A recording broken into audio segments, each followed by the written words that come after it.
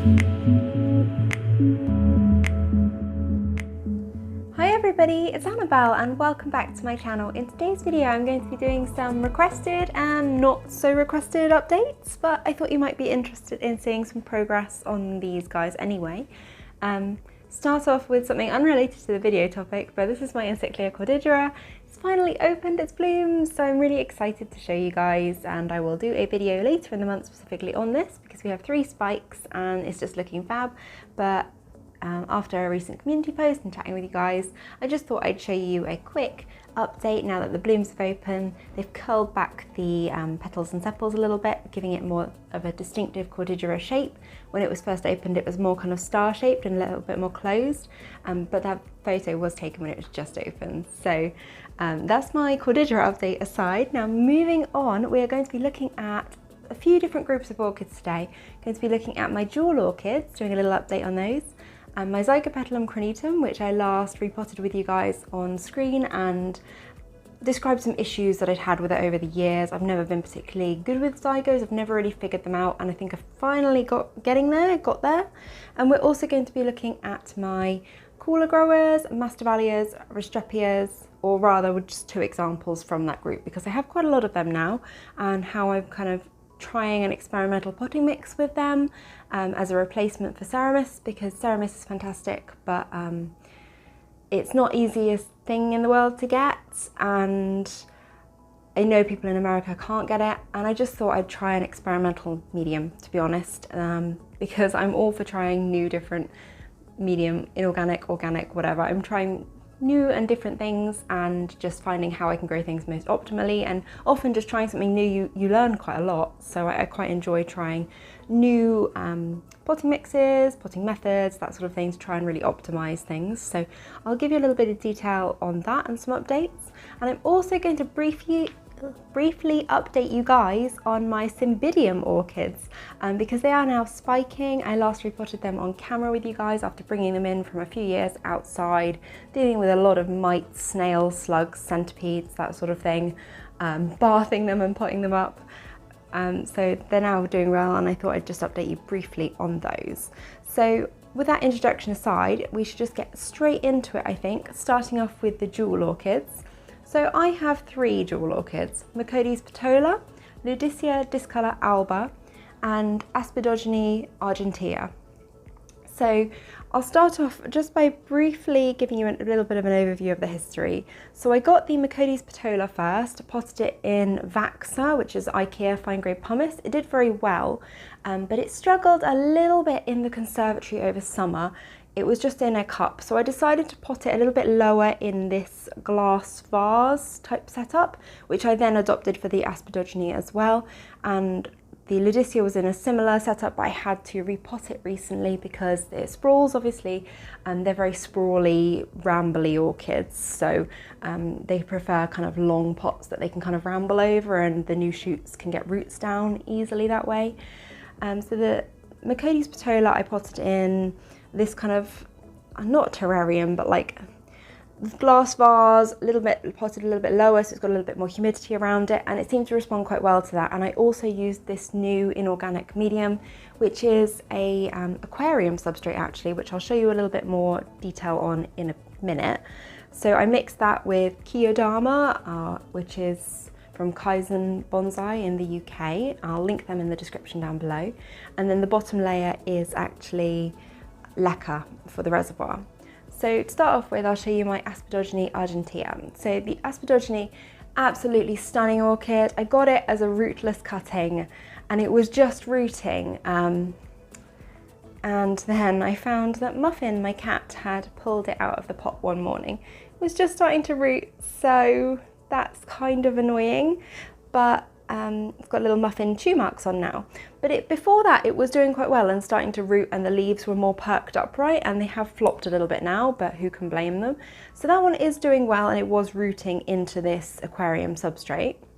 Next, I'll just talk to you a little bit about my Ludisia discolor alba. I went for the alba variety of the Ludisia discolor because I find some of the other varieties to be a little bit dark, a little bit plain. I just prefer the alba variety in that the veining is very gold, and it's just kind of, in my opinion, a little bit lighter, brighter and prettier. I know some people love the dark, velvety Ludisias, and I do love them also. But if I was going to get one, and these guys can get quite big, I was holding out for the alba variety, which I did get from Rolk back in, I think it was October. It was a single cutting. It had one root and it's since branched in quite a lot of places. And then the Macodes petola here, again, bought as a single plant.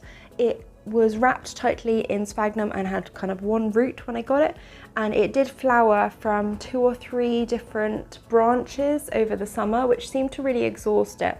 The leaves that it produced then got smaller. It's now branching some more and it's becoming a little bit more established, a bit more of a bushy plant. And I think it's much happier in this setup actually, where it's potted a bit lower, and I think some of the new little plantlets that are appearing off the sides are able to root a little bit better into the pot this way. So I think that this works quite well for this type of orchid. Just to show you with better lighting, with the flash on, the veining on the leaves, it's so stunning on all of these jewel orchids. The leaves are iridescent and beautiful, but the Macodes petola is, you know, it's the classic jewel orchid. It's, along with the Ludisia, what we think of when we think of jewel orchids, because of this wonderful glittery gold veining on the leaves. Now, jewel orchids are traditionally described as more terrarium plants. I don't necessarily agree with this, but that is due in part, I think, to my environment. Things tend to rot when I don't have enough air circulation. So some environments that are drier, maybe you do need to keep them as terrarium plants, but I think in most cases adequate watering can make up for low humidity. There may be some extremes where it can't, but I think for the most part you don't necessarily need to keep these as terrarium plants. As long as you make up for that with adequate watering, they should be absolutely fine in the average home conditions. The Macodes is described as a warm to hot grower even. It did struggle for me when it was flowering in the very hot conservatory with very low humidity, but that could also be because it wasn't an established plant and it was trying to flower too much too soon. But it is now doing well, and you can see these newest leaves, they aren't so curled, whereas the ones it produced in summer are kind of curled over at the sides. So to me that kind of indicates that as they were forming they were probably losing more water through the leaves than they were taking up. So maybe that is something to consider with very hot temperatures and low humidity. Maybe a semi-open terrarium type setup that just captures a bit more humidity but still has plenty of airflow would work well in those conditions. It certainly seems to have helped me out. So as I said, these pots are a mixture of aquarium substrate and Chiodama. The aquarium substrate is, it says it's 100% organic, made from volcanic rock. I don't know exactly how it's made. It seems to do very well. It wicks very well. It's very absorbent. It stays nice and moist on the top. It doesn't seem to get loads of algae, which is something that I do struggle with Ceramis. I get lots of algae on the top layer. So I'm just trialing this out. It seems to be working well in these conditions. I did also chuck some in with my Cymbidium repots. So I think for terrestrial orchids or fine-rooted orchids, this sort of thing can work well. Speaking of terrestrials, we're going to move on to my Zygopetalum. So this is the Zygopetalum crinitum. Fantastic orchid that I have struggled with for so long, but it has never died on me. I did a repot with you guys where I showed the result after a year in a bark moss mixture.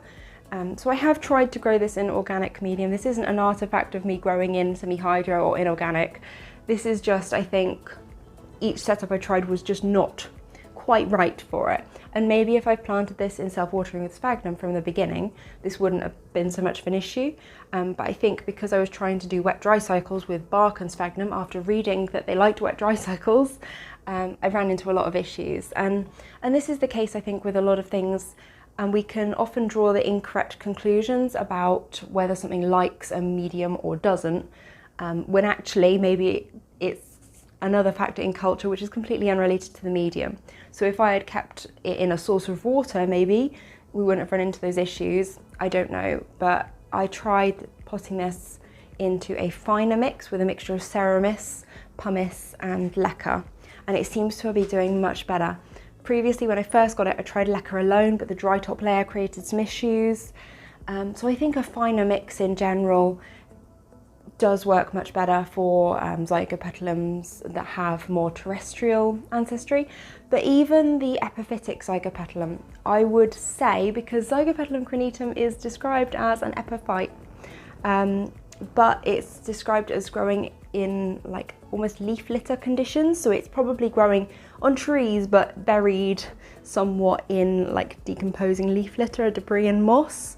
So I don't think we can necessarily divide them by epiphytic and non-epiphytic. Some of the hybrids with other Zygopetalum allied species may be more forgiving. They may require slightly different conditions. I think in general though, they do prefer a finer, more moisture retentive mix. So that's my conclusions really from trying lots and lots of different medium with the Zygopetalum crinitum and my other Zygopetalum over the years. I think I finally found something that works for me. Different things may work for you, and that's fantastic. You could definitely potentially grow them in cocoa peat, that sort of thing, or even soil mixes if that works for you in your environment. I personally prefer to grow it inorganic because I can reuse it, and it creates a lot more aeration than organic materials just due to the rigid nature. So this is my personal preference, but there are lots of different things that can work for lots of different people in lots of different environments. So I can report that I finally found something that seems to be working for me. It's retaining its leaves now, which before they would start with the black spotting at the tips and then just kind of black dieback down the leaves until the leaves fell off. So it seems to be retaining its leaves now. And I do actually notice 2 spikes starting on the latest new growth to mature. So you can see, just, sorry, struggling to focus a little bit. It's a little bit jumpy, sorry. Second spike there. So, you know, this is the first time I've rebloomed it since the year I got it actually, which I got it and then it bloomed for me and I thought, fantastic, what's so hard about zygos? How naive of me, right? I'll put some footage up on screen of the repot that I did last year on camera. I will also link that video down below in the description if you're interested in seeing the whole video. But this was it after a year in bark moss, lots and lots of blackening of the root tips. And this is it after a little while in the Ceramis Leca pumice mix that I put it in, which is much finer because it has that Ceramis component, so it's much more moisture retentive, and also has a fine layer of pebbles almost burying the pseudobulbs. I tried to mimic how I thought that they would possibly grow in nature, which is partially buried by kind of leaf litter, however they're growing on trees or in the ground. So it seems to have done well. It's got lots of roots down into the medium, hasn't struggled with that. It's putting out new growth and it's got 2 spikes. So yeah, that is my Zygopetalum crinitum updated. Next we're going to move on to looking at an example from my Masdevallias and an example from my Restrepias. Now I should point out they are not all in this aquarium substrate. This is a test that I was doing. The rest of them, I've done some repots on camera before, but they're mainly in Ceramis, self-watering with Ceramis. But I thought I would just try this out because it's actually finer than Ceramis. It retains a lot of moisture, but it seems to also retain quite good aeration. I've mixed a little bit of leca in. I just thought I'd see how they did, in part due to the fact that obviously people from different regions find it difficult to find Ceramis, but also just to try it out and see what it was like, because it's actually easier to get hold of than Ceramis and cheaper in some cases, I think.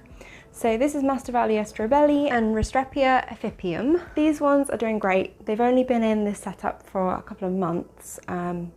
The Masdevallia flowered. I will put some footage up on screen of when that was more fresh flowering, and the Restrepia has got plenty of new roots down into the medium, so I am happy with how they're doing. They seem to be growing well. I wouldn't necessarily say that they're thriving in this over Ceramis, but they do seem to be doing very well, so time will tell, and I will obviously update you guys in the future on how they're doing. But I just find that this mix seems to stay very light. It doesn't compact, even though obviously it is very fine and almost soil-like in the size of the particles. I guess because they are spheres and they are uniform in size, even though they are small, you've got a uniform amount of air pockets that are being generated through like the sphere packing theory. So there's always going to be, if you've got a constant size sphere, there's always going to be a constant ratio of air. It's when you mix different sizes that you alter that. which can be useful in some cases. It can be a useful tool and it can be useful to know, but in very fine medium it's probably very helpful to have them all at a uniform size, because then there is a constant air level that fine medium can sometimes lack, I believe. So you can see actually in this, the Restrepia has put some new roots out along the side here, so it is looking pretty good. Restrepias for me, they're not necessarily as fussy as some Masdevallias. As soon as you let them dry, you will get leaf crinkles and you will get problems. But for me, if you can keep them moist and not too hot for too prolonged periods of time, and if they are kept warmer, then a drop in night temperatures can really help them out. Growing cool growers long term in high temperatures without night temperature drops can really affect their metabolism and kind of almost cause them to burn out. I think that's the theory behind why a lot of cloud forest growers then kind of struggle, become weaker plants, and then become more susceptible to fungal and rot type infections. As well, the constant moisture level will really help them out. In the short term, even if you have to give them higher temperatures, constant moisture will really help them to get through that, because it's all to do with balancing the rate of water loss through the stomata, which is accelerated in low humidity and higher temperatures, with the rate of water uptake through the roots. So in the short term, just providing lots of moisture and growing them warmer, absolutely possible. Fortunately, obviously we get quite cold winters in the UK, so mine have always got winter to recover if they do get stressed in summer.